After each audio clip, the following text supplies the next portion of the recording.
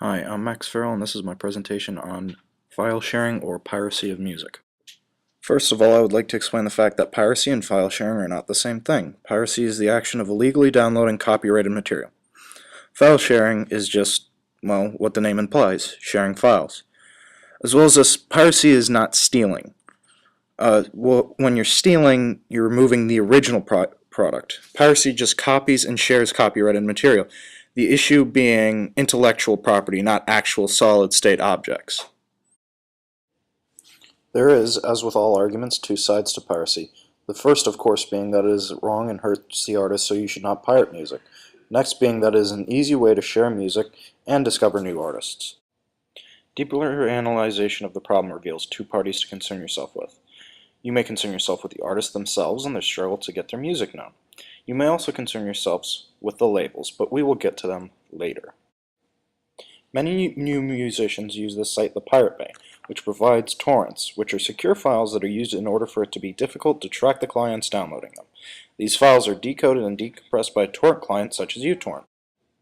On a tangent, the site has recently changed this format to a magnetic client, which is a quicker alternative, but still uses a client such as BitTorrent. Back on the ranch, the Pirate Bay allows clients to host files on its servers in torrent form. This is a particularly useful site to musicians because not only does it this, which many other sites such as Kickass Torrent does, they allow musicians to advertise themselves on the front page of the site. Well, this seems all nice and cushy, but it offers the question, why doesn't every musician try and use this site? The Pirate Bay hosts many copyright infringing files at a discounted price of $0.00. So why do these musicians host their files on here? The fact that you don't have to pay or sign up to download these files is a big plus for many people and attracts many people.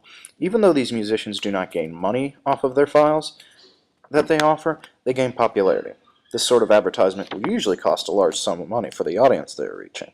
This audience, well, when they have the money, usually goes to the concerts for these musicians because they have narrowed down their taste and they're very attracted to these bands. It's interesting because the concerts make more money for the musician than their albums do. If you're wondering where this money goes, it goes towards the label. It doesn't go to the musician. A small percentage of the albums go to the musician. Well, here is where the arguments for the other side come in.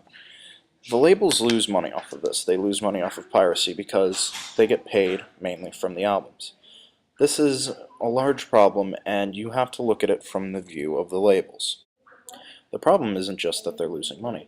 The problem is that artists really no longer need labels because they are getting their advertising in a different way. Because labels offer advertisement. They offer a name to put yourself under. So really what happens at this point is people no longer need labels to be musicians. This is going to become a large problem and is a large arguing point for the labels and why you should buy the albums and not pirate.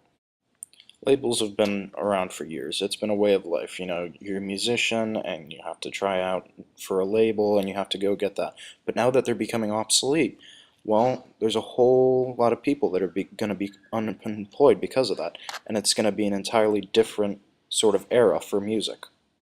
You really have to decide whether we're going to progress or we're just going to stay with the same thing.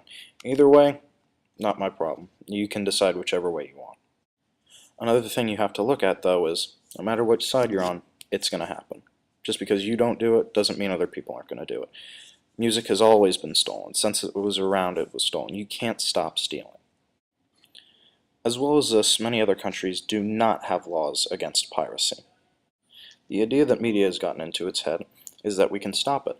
So now the idea being to stop it, they tried to pass SOPA. We as a people had to stop this from happening.